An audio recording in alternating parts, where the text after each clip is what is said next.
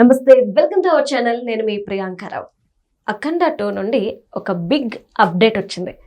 Update అనగానే ఆశ్చర్యపోకండి, ఎందుకంటే అందరికీ తెలుసు December 5th ఈ మూవీ అందరి ముందుకి రాబోతుంది. మరి ఆల్రెడీ టీజర్ చూసేసారు కదా, ఇంకేంటి అప్డేట్ అంటే ఫిలిం ఇండస్ట్రీ నుండి ఒక టాక్ వచ్చింది. ఆ టాక్ ఏంటి అంటే ఏకంగా సెకండ్ అఖండ 2 ఎలా ఉంటుంది అనేది ముందే మనకి ఇన్ఫార్మ్ చేసేసారు. వాళ్ళు ఏమంటున్నారంటే అఖండ 2 second half never before in Indian cinema history అని. మరి ఎందుకు అఖండ 2కి అంత క్రేజ్, అసలు ఆ సినిమాలో ఏముంది అనేది ఈ వీడియోలో తెలుసుకుందాం. మరి దీని గురించి మనతో మాట్లాడడానికి ఫిలిం జర్నలిస్ట్ ధీరజ్ అప్పాజీ గారు ఉన్నారు, ఆయనతో మాట్లాడదాం. నమస్కారం సార్, ఎలా ఉన్నారు? నమస్తే ప్రియాంక, బాగున్నా. అఖండ 2 విషయానికి వచ్చేప్పటికంటే అఖండ 1 ఎంత హిట్ అయిందో అందరికీ తెలుసు. అంటే ఒకవేళ నిజంగా శివుని అంశ బాలయ్య రూపంలో పుడితే ఎలా ఉంటది అనేది, ఆ ఫైర్ ఎలా ఉంటది అనేది అందరూ చూసేసారు. బట్ అఖండ 2 మీద ఎంతైతే ఎక్స్పెక్టేషన్స్ ఉన్నాయో దానికి తగ్గట్టు రోజు ఇండస్ట్రీ నుండి వచ్చిన టాక్ ఇలాంటి సినిమాని తెలుగు ఇండస్ట్రీలో ఇంకొకటి లేదు, ఇంకొకటి రాదు అన్నట్టు మాట్లాడుతున్నారు. దీనికి మీరేమంటారు? అంటే మామూలుగానే ఇప్పుడు ఈ సీక్వెల్స్ హవా బాగా నడుస్తుంది మనకి. అవును సార్ కదా, బాహుబలి దగ్గర నుంచి బాహుబలి, పుష్ప, KGF, మొన్న రీసెంట్ గా వచ్చినటువంటి కాంతార, అది ప్రీక్వెల్ అన్నప్పటికీ కూడా ఇలాగా ఈ సినిమాల హవా ఒకటి నడుస్తుంది.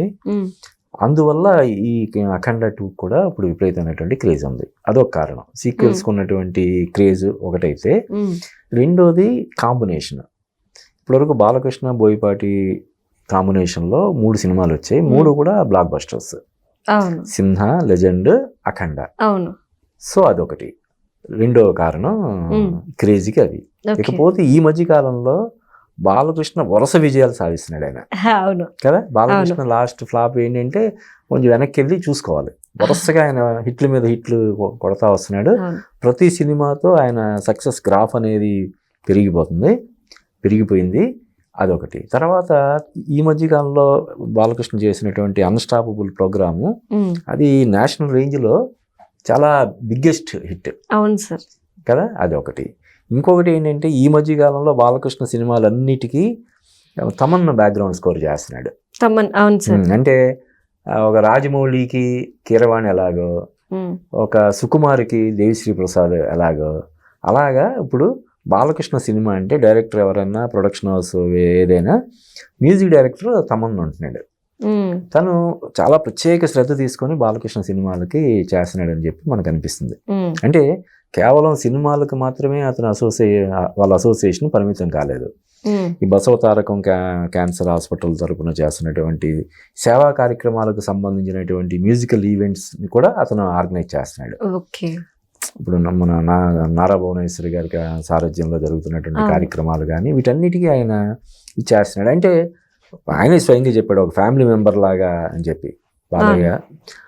సో చాలా మంది NBK తమన్నని కూడా బాగా ట్రోల్ చేశారు, నందమూరి తమన్ను అలా అని చెప్పి. అలా కూడా అంటే మామూలుగానే తమన్ను బ్యాక్గ్రౌండ్ స్కోర్ చేయడంలో మంచి ఎక్స్పర్ట్.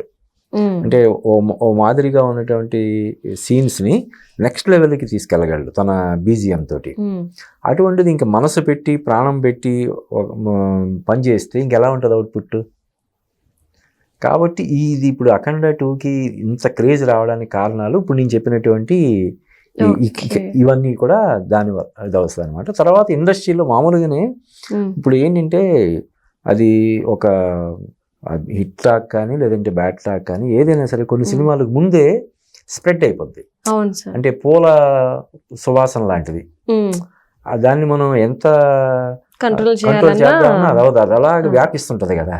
అలాగా ఒక సినిమాకి సంబంధించి కొన్ని వందల మంది పనిచేస్తుంటారు కదా, ప్రత్యక్షంగా పరోక్షంగా, ఆర్టిస్టుల పరంగా కానీ లేకపోతే టెక్నీషియన్స్గా కానీ, ఇలాగ చాలామంది కొన్ని వందల మంది ఒక సినిమాకి పనిచేస్తుంటారు. కాబట్టి ఆ సినిమా బాగా వస్తుందని చెప్పి కానీ లేదంటే పెద్దగా రావడం లేదని కానీ ముందే స్ప్రెడ్ అవుతుంటుంది.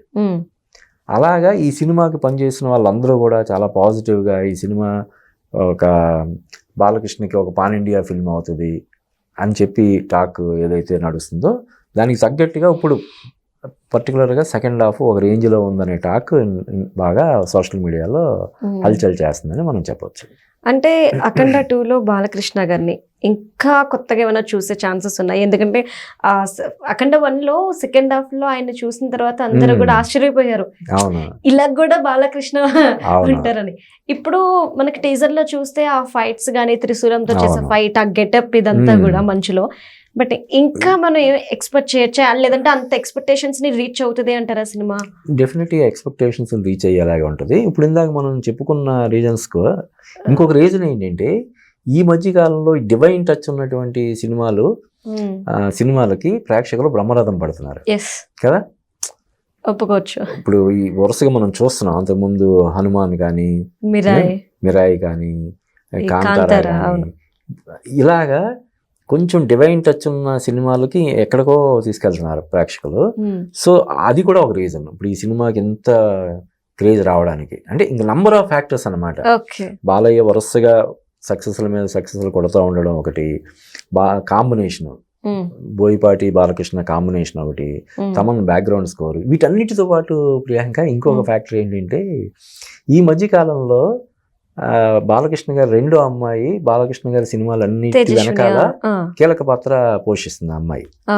అంటే చాలా యాక్సిడెంటల్ అయ్యి ఉండొచ్చు, లేకపోతే నిజంగానే ఆమె క్రియేటివ్ సైడ్ తను తీసుకుంటున్నటువంటి శ్రద్ధ వల్ల కావచ్చు, వరుస విజయాలు బాలకృష్ణ కెరీర్లో అంతకుముందు ఎప్పుడూ లేదు ఇలాగా. వరుస అంటే ఒక సినిమా హిట్ అయితే తర్వాత మళ్ళీ 1-2 సినిమాలు డిసప్పాయింట్ చేయడం జనరల్గా అలాగ. ఇప్పుడు నువ్వు చూస్తే సమరసింహారెడ్డి, నరసింహనాయుడు మధ్యలో కొన్ని ఫ్లాపులు, సింహ లెజెండ్ మధ్యలో కొన్ని ఫ్లాపులు, అలాగ ఉండేది. ఇప్పుడు అలా లేదు, వరుసగా ప్రతి సినిమాతో ఆయన హిట్ మీద హిట్ కొడతా ఉన్నాడు.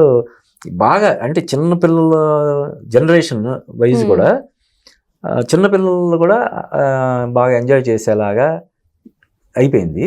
వీటన్నిటి వెనకాల ఈ అమ్మాయి తేజస్విని ఉందనే ఒక టాక్ కూడా ఇండస్ట్రీలో నడుస్తుంది. సో వీటన్నిటి వల్ల ఈ అఖండ 2 దీనికి విపరీతమైనటువంటి క్రేజ్ ఉంది. ఇంకొక 2 నెలలు కూడా లేదు, ఇది చాలా పెద్ద విజయం సాధిస్తుందనే ఒక భారీ అంచనాలు ఉన్నాయి. అంచనాలు నిజం అవ్వాలని మనం కోరుకుంటున్నాం. అంటే డాకు మహారాజ్ రిలీజ్ అయినప్పుడు డాకు మహారాజ్ అనేది ఒక మెసేజ్ ఓరియంటెడ్ మూవీ, అంటే ఒక చదువుకున్న వ్యక్తి ఏం చేయగలరు, అలాంటి మూవీకి కూడా చాలా మంది నెగిటివ్ టాక్ తీసుకొచ్చి ప్రయత్నం చేశారు. అండ్ పేరెంట్స్ ఎప్పుడు ఏ సినిమాకి చూడరు అనుకుంటే పేరెంట్స్ బయటకు వచ్చి ఇలాంటిది చూడరు అని చెప్పడం అనేది మనం చూసాము. గేమ్ చేంజర్ కి దీనికి మాత్రమే మనం అలా చూసాము. మళ్ళీ అఖండ 2 కూడా అడ్డుకునే ఛాన్సెస్ ఉన్నాయి అంటారు. ఒకవేళ అడ్డుకుంటే ఎవరు ఈ ప్రయత్నం చేశారు? ఇప్పుడు బాలకృష్ణ కేవలం హీరోగా మాత్రమే కాదు కదా, ఆయన ఎమ్మెల్యేగా ఉన్నాడు, 3 times ఎమ్మెల్యే ఆయన, 3 సార్లు. ఆ విధంగా కూడా రాజకీయాల్లో కూడా ఆయన జనరల్ చాలా తక్కువ మంది ఉంటారు వరుసగా. పైగా అంతకుముందు ఎలక్షన్స్ లో అందరూ కూడా చాలా మంది ఓడిపోయారు, చాలా పరిమితమైనటువంటి సీట్లు వచ్చి వైసీపీ స్వీప్ చేసినటువంటి తరుణంలో కూడా ఈయన 2వ సారి గెలిచాడు, తర్వాత మళ్ళీ ఇప్పుడు 3వ సారి గెలిచాడు. రాజకీయాల్లో కూడా అన్స్టాపబుల్ గా ఆయన ఉన్నాడు. కాబట్టి జనరల్గానే కొంత ఆయన పార్టీల పరంగా వ్యతిరేకించే వాళ్ళు కావచ్చు, లేకపోతే ఇంకో కారణంతో ఆయన్ని విమర్శించే వాళ్ళు కావచ్చు, డెఫినెట్గా కొంత నెగిటివిటీ అనేది స్ప్రెడ్ చేయాలని చూస్తారు. అది ఒక రకంగా సినిమాకి ప్లస్సే అవుతుంది. ఎప్పుడైతే కొంత నెగిటివిటీ దాన్ని స్ప్రెడ్ చేయాలని ప్రయత్నం చేస్తారో ఈ పాజిటివిటీ అంతా కూడా ఏకం అవుతుంది. సో ఆ విధంగా ఎవరైనా కొంత దానికి అఖండ 2కి నెగిటివ్ ఇది స్ప్రెడ్ చేయాలని ప్రయత్నం చేస్తే అది డెఫినెట్గా ఆ సినిమాకి ప్లస్ అవుతుందని మనం చెప్పొచ్చు. Okay, right. Thank you so much. Thank you Priyanka.